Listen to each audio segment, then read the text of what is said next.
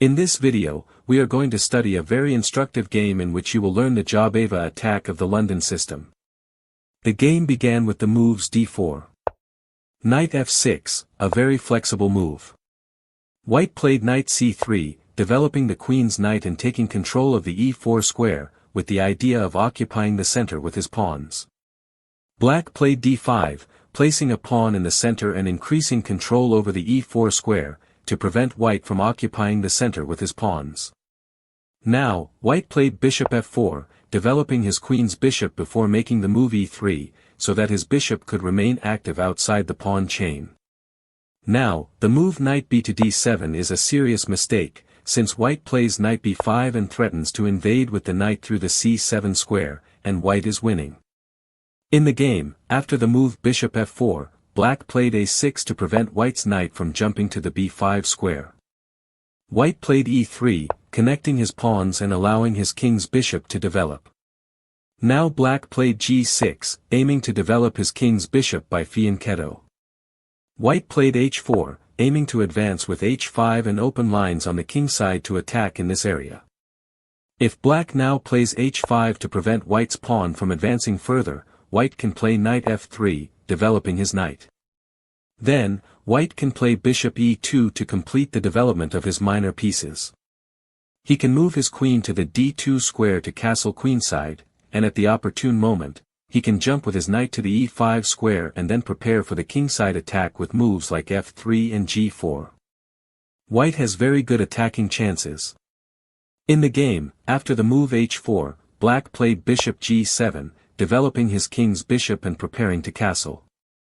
White played h5, sacrificing the pawn, with the idea of opening lines for the attack. Black played knight takes h5, capturing the white pawn. Now white played rook takes h5, sacrificing the exchange, with the aim of opening lines on the king side and weakening the opponent's structure. The game continued, g takes h5. Queen takes h5. White sacrificed the exchange, but the opponent's kingside has been weakened. Black played c6, strengthening the defense of the d5 pawn. White played knight f3, developing his king's knight. The immediate threat is knight g5, which would attack the f7 point.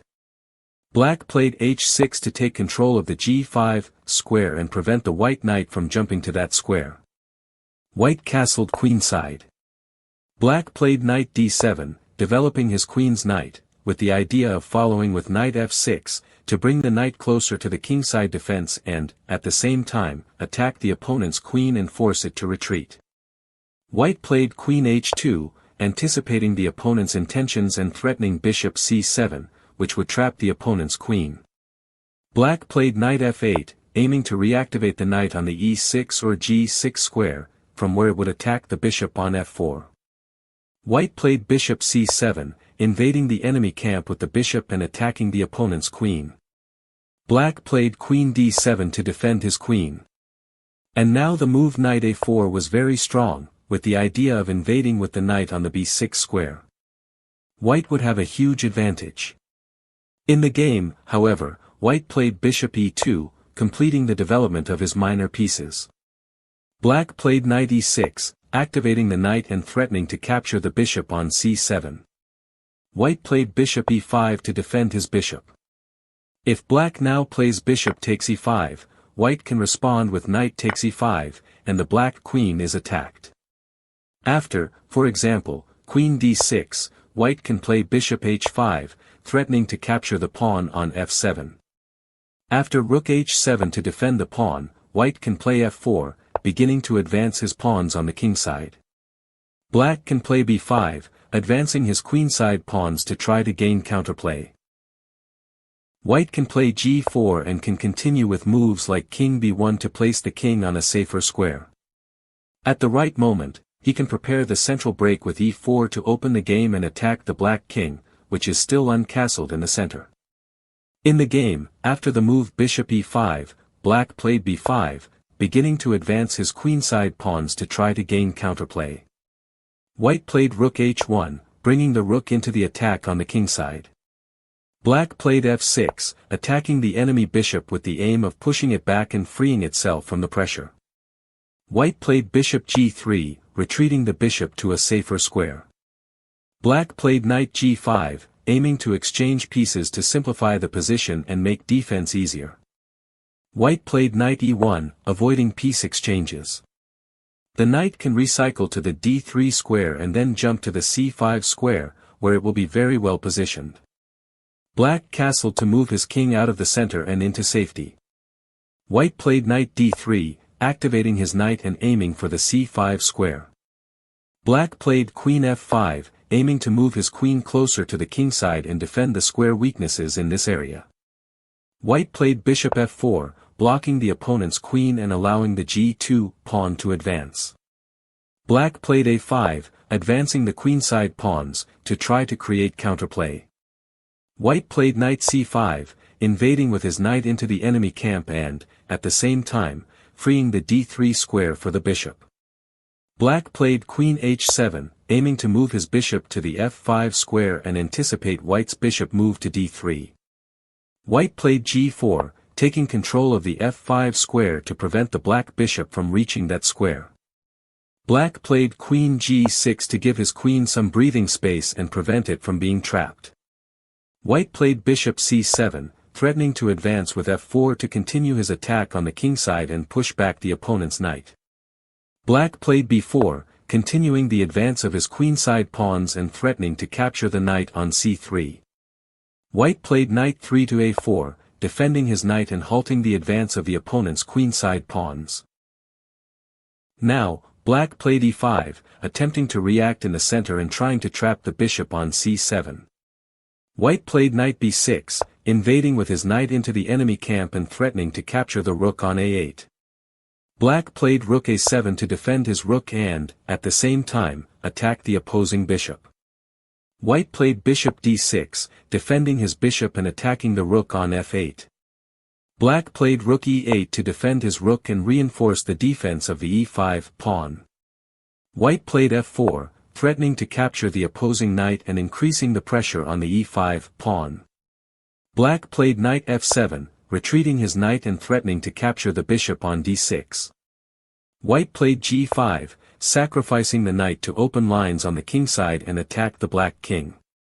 Black played knight takes d6, capturing the opponent's bishop. White played bishop h5, incorporating the bishop into the kingside attack and threatening to capture the opponent's queen. Black played queen f5 to defend his queen. White played g takes h6, opening the g-file for attack and threatening to capture the bishop on g7.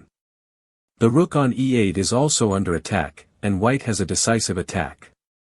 If Black now plays bishop takes h6, White can play bishop takes e8, capturing the black rook. After knight takes e8, White can play queen takes h6, capturing the opponent's bishop and threatening to invade with his queen on the back rank, which would lead to a quick checkmate. After, for example, rook h7, trying to repel the attack, White plays queen takes h7 check. And after queen takes h7, rook takes h7, king takes h7, White plays knight takes c8. White has won a piece and has a winning advantage. In the game, after the move g takes h6, Black played rook e to e7 to defend his rook. White played h takes g7, capturing the enemy bishop. The game continued with rook takes g7. F takes e5, with the idea of opening lines and continuing the attack. Black played f takes e5. White played knight takes c8, capturing the enemy bishop. After knight takes c8, White played bishop g6, attacking the opponent's queen and threatening to invade with his queen on the back rank. White is winning. Now it's not possible to take on g6 with the rook, because White plays queen h8, check. And after king f7, White plays rook h7, check. And the black king is going to be mated. Because after rook g7, queen takes g7, check. King e8. Rook h8, check. Queen f8. Rook takes f8 is checkmate. In the game, after the move bishop g6, black played queen takes g6, capturing the bishop with the queen. White played queen h8, check. After king f8. White played rook f1, check, and black resigned. Since in the case of king e7, white plays queen f8, checkmate. And in the case of queen f6, white plays rook takes f6, check. And after king takes f6. White plays queen takes c8 and wins. Now that you know the Jobava attack development scheme, there is a video you should watch, and hardly anyone will tell you about it. So, click on this video to complete your training and master the attack.